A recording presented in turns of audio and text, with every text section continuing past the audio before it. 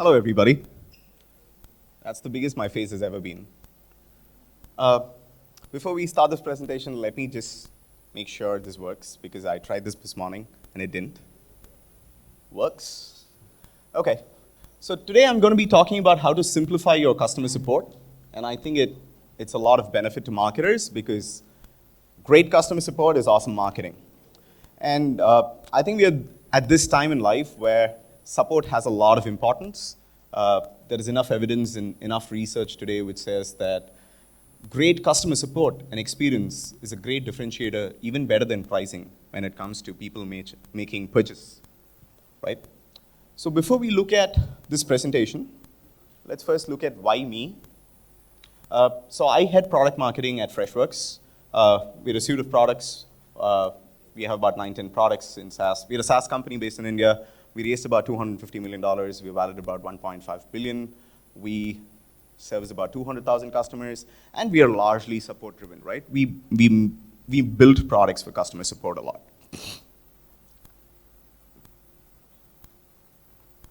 The clicker doesn't work.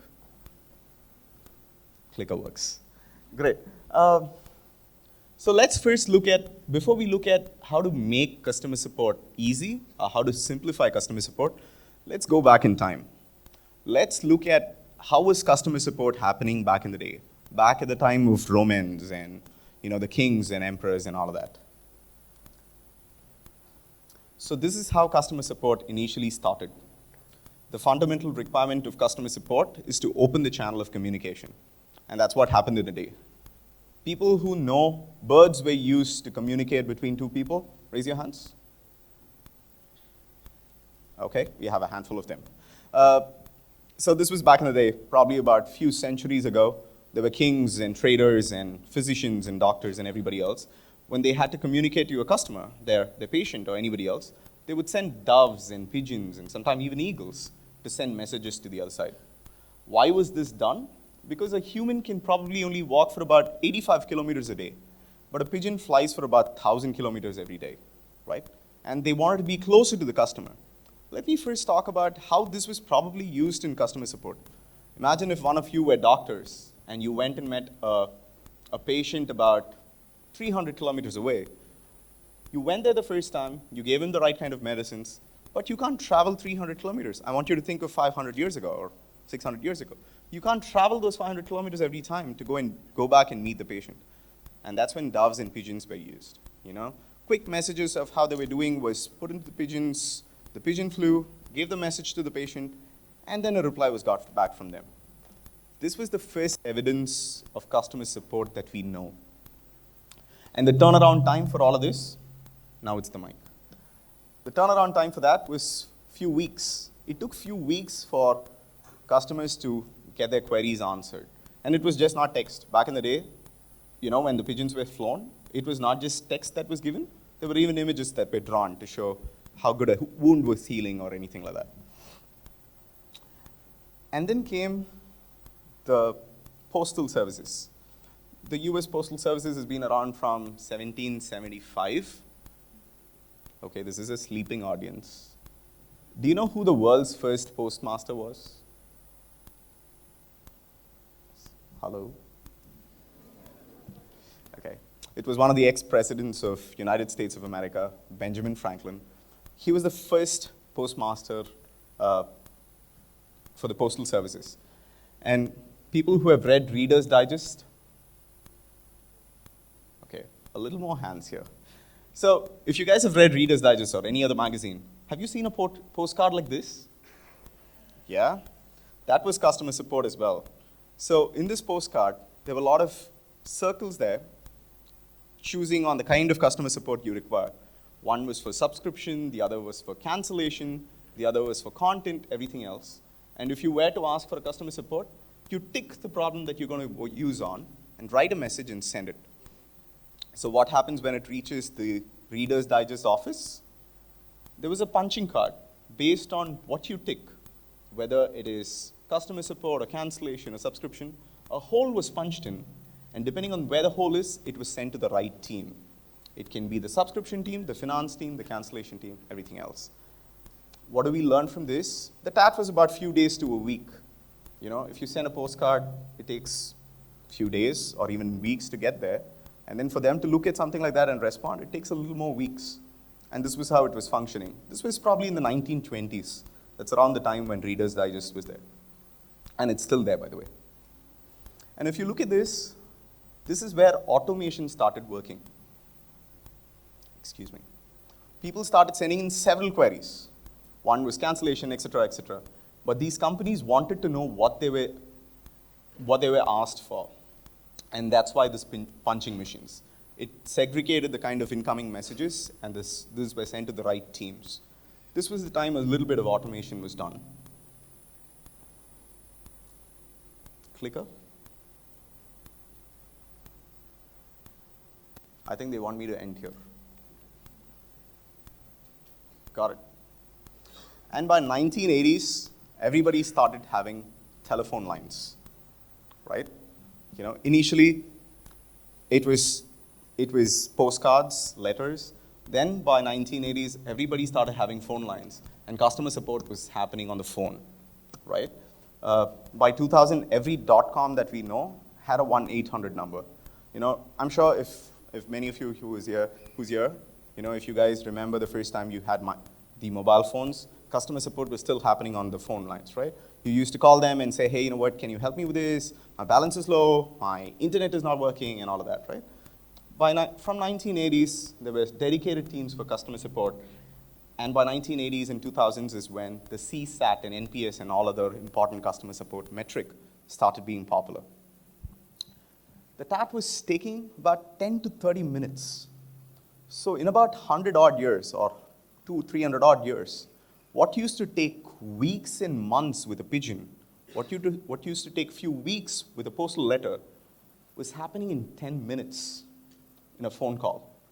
But customers were frustrated because they thought it was a lot of wait time. People had to wait on the phone call a lot of time, and they had to wait longer and longer. It was only 10 minutes compared to weeks and months that was before, but they thought there's no enough gratification immediately. And that's when the phone lines got introduced to something called IVRs. You call the phone line, you don't directly speak to a customer support rep. Instead, you would be redirected to something. Press 1 for support, 2 for cancellation, 3 for something else, right? They say 75% of customer support ticket was reduced because people introduced IVRs. And this is a lot of automation. If you really look at it, the IVRs are the first chatbots. That's what chatbots today do, right? Somebody comes onto your website and says, hi, it says hi back. That's exactly what press 1 for support does. 1980s. Then came emails. So if you go back in history and look at letters to phone numbers to emails, customer support was happening everywhere customers went. Initially, they had a postal address, and postal services was the customer support. Then they started having phone numbers and phone support. Then everybody had started having a new identity for themselves, which is the email. So customer support was happening in email as well. If there are Windows 95, Windows 98, Windows 2000 users here, any one of them, you would find that press F1 for help, and then something pops up in the right-hand side and gives you a laundry list of what the problem is and how you can solve that. And at the end of it, it'll say support@microsoft.com. You can click on it, write an email to them, and they would start helping you there. The response was immediate because Microsoft and all of the companies back in the day who used emails were able to respond back immediately, but they didn't have context. If you write an email saying, hey, I don't know how to use MS Paint, they didn't know what your problem was. So they would come back and say, okay, can you explain your problem to me? And then you write one more email. And then they ask something else, one more email. It used to go on forever, but response was immediate. This was the late 1990s or the early 2000s. And by 2000s, in 2005, we started being social animals. People who are still awake say, I. Hello? Hello? We have a bunch of stuff who are awake. This side, are you guys awake? Got it, okay. By 2005, all of us started being on social media. And this was this time when the gap between customer support and marketing started being closer. because people were there on Facebook and Instagram and Twitter, and people were complaining about their problems, by which time this was a marketing problem. A customer complaining about what problems they have independently to the company was only that customer's problem. You could go and solve it. But when they started talking about that on social media, it was a brand problem. You had to make sure you support that customer well. You had to make sure you give them the right response, you delight him, you give them a great experience, so that the other people don't stop coming to you, looking at what the other person has said. And this was few minutes, and in fact, seconds today. If you go back and look at data right now, in e-commerce industry, the first response time in customer support is 3 seconds. You get the first response in less than 3 seconds. That's how quick we have been compared to the Dove and emails and everything else that was back in the past. But something else started happening at this time. Every social media company started having a messaging platform because they started using social media to communicate to each other. Instagram Messenger, Facebook Messenger, WhatsApp, Twitter DMs, and all of that. So all of these channels started being so important. So from then, from the early 2000s, 2005 to 6 to 7, etc., what's happening today? This is somewhere real. This is happening. Customer support is happening everywhere the customer is. It can be on the website, mobile app, the Facebook Messenger, WhatsApp, Apple Business Chat, and of course, the bunch of other social media and everything else. Support happens from everywhere. And if you need to delight your customers, the only way to do that is if your agent is happy. Imagine if your customer support agent is on multiple tabs, on Twitter, on Facebook, and everywhere else to do customer support. He'll be frustrated by the end of the day. And he needs an omni-channel solution. And that's kind of what we do today at Freshworks for FreshChat, the product that I head. You just need to make sure your agents are at ease so that they're able to delight customers. You can't have them frustrated. Now, if you go back to the slides that I just presented, go back to right from the first slide where I spoke about the pigeon to Reader's Digest, everything else, you would start seeing something on the lower left corner. A quick logo with the text. You guys want to see? There's automation. Automation again. Proximity, automation. Proximity again. So these are learnings that we have at different points of time in history, today. So what we've learned, looking back at history, looking back in time, knowing how customer support was happening, in order to have a great customer support engine, there are 3 main pillars your support should have, which is proximity, which is automation, and which is ease. The example of pigeon again. A human could only walk 85 kilometers. A human shows a pigeon would fly 1,000 kilometers a day. Proximity. He chose to be closer to customer. It's no surprise that a Twitter is a bird today. You get closer to the customer. Easier, faster. You can't go to the US if you want customers in the US to support them. And that's what we do, proximity. Automation. We've seen that happening from the time of Reader's Digest to IVRs on phone calls and everything else. And that's what is happening today in bots as well. Build automation.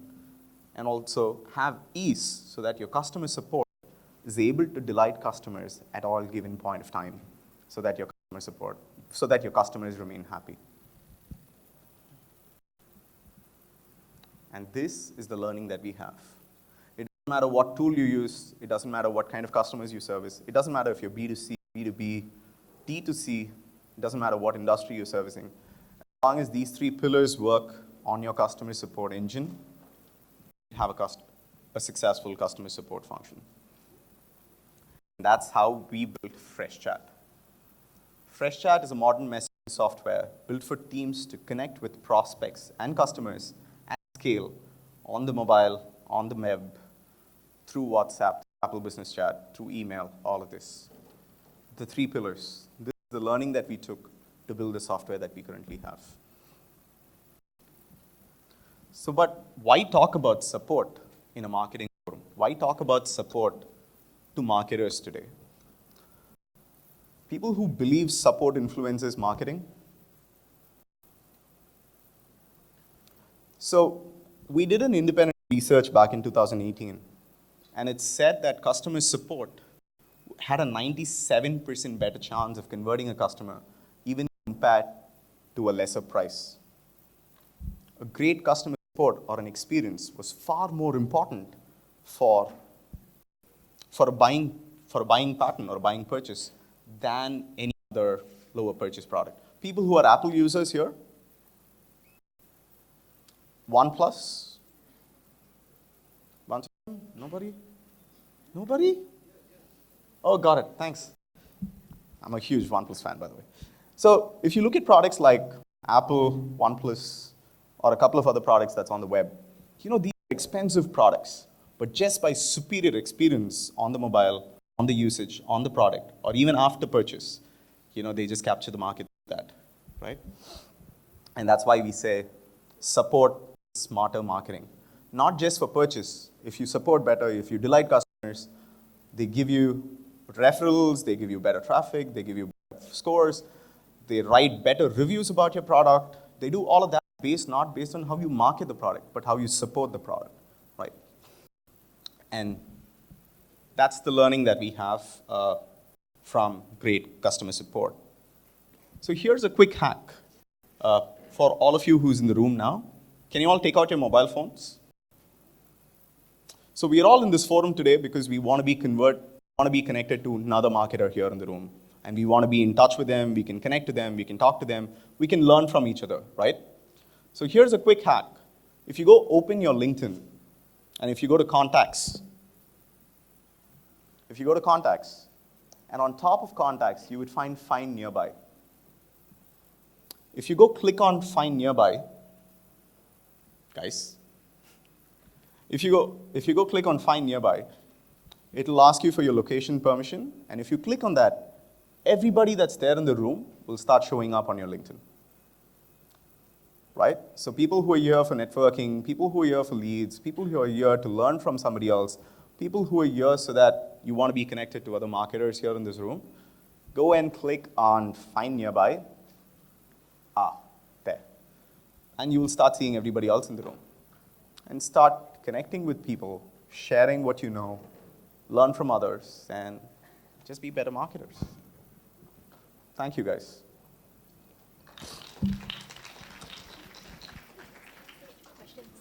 Okay, yeah. All right, so stay with me here. We have some questions to ask you. Now, on Slido, our first question is, can you tell us more on your partnership with Exabytes and on how it's going to be a game changer in this market? Got it.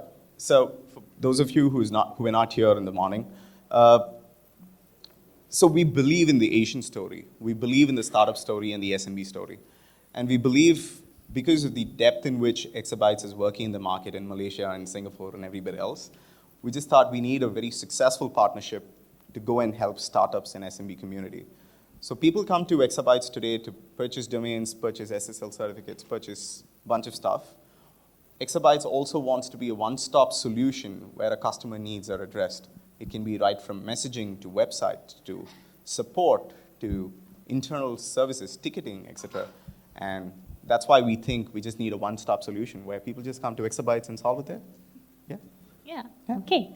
So our next question is, good customer service is a skill-based job. With AI on the rise, do you see AI completely taking over human interactions in the near future, if ever? Do you guys like talking to bots? If your answer is no, AI is not taking over customer support. AI is supportive. So if you go back to Freshworks, you would see that we call our AI engine called Freddy, and you would see a dog there, and that's how we look at AI. It's supportive. It's your man's best friend. He'll be always around. He'll be there to help you. He'll bark for you. He'll scout for you. He'll run around for you. And he'll do your job as well. He'll go fetch. But he's not going to replace you, right? So I don't think AI is going to take over customer support jobs in the world, but it's going to be a lot more helpful. It's going to be really helpful. That's actually a very creative way to put it. Thank you. All right, our next question is, Hi, why do you think is the reason for Freshworks' mercurial growth in such a short span? Okay. So, so the story of Freshworks is a lot more unique compared to other startups globally. So for some context, we're about 8, 9 years old, and we're valued about 1.5 billion. We're one of the world's fastest growing SaaS companies. We're based in India. We're headquartered in San Francisco. We're based in India. Most of our product and everything else happens in India. I think the uniqueness of our growth is because of the model with which we engage. Large parts of our inside sales teams are based in India. So the cost throughput of working in India, creating a world-class product, and supporting customers globally works at scale. And that's what has helped us. And the second part of the story of the success is because we work with a lot of SMBs and startups compared to people who chose only to work with enterprise and bigger companies. We chose to work with SMBs and startups where we see there are a lot more companies who need support and a lot more companies which needs help. And that's why we concentrated on that and just paid off. Okay, and the final question here is, hi, people always say customers are always right. How true is that? If I'm a customer, I will say it's right. But if I'm a support agent, I'll say it's always wrong. But the truth is, what we're trying to see is just a perspective here. What would you do if you were the customer? So if somebody reaches out to us and says, hey, you know what, something is not working, it's broken, and you need to fix it, I think the customer support team that we have back at Freshworks, we constantly reflect and ask ourselves, what would you do if you were the customer? Would you be frustrated? Now, once you have that perspective, you start seeing, how can I support better? How can I make him feel inclusive? How can I delight him? And when we start looking at something like this, it's no longer customer support. It's just a friend that you're helping there. And that's how we look at it. Okay, well, Abishek, thank you so much for giving us everybody. your insight, your knowledge. Ladies and gentlemen, let's have a big round of applause for him. Thank you so much for joining us here today. And of course, if you have any other questions, feel free to catch him. He'll be around for just a bit longer.